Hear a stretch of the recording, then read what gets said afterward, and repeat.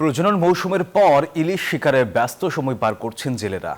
ধারণা করা হয়েছিল নিষেধাজ্ঞার পর ইলিশের আহরণ বাড়বে, আর বাস্তবের চিত্র উল্টো। বরিশালের পাইকারি বাজারেও আশানুরূপ মিলছে না ইলিশ।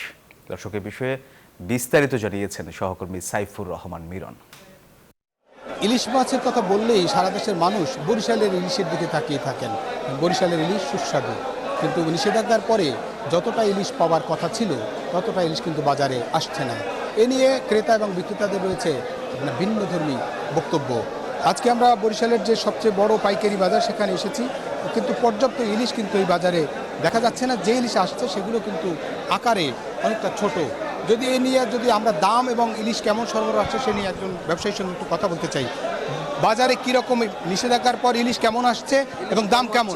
ইলিশে ছোট মাছ কম আছে, দামও কম যাচ্ছে। আর বড় মাছ 70 থেকে 80,000 টাকা, 90,000 টাকাও আছে। আপনার 1.5 কেজি ওজনের মাছ 90-95,000 টাকা করে বিক্রি করলাম এইমাত্র।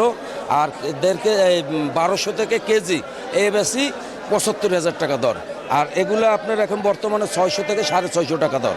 যেমনটা বলছিলেন যে 72,000 টাকা, 80,000 টাকা, 95,000 টাকা মন দরে ইলিশ বিক্রি হচ্ছে, কিন্তু যে পরিমাণ ইলিশ পাওয়ার কথা সেই পরিমাণ ইলিশ কিন্তু বাজারে মিলছে না। তবে মৎস্য বিভাগ বলছে যে নিষেধাজ্ঞা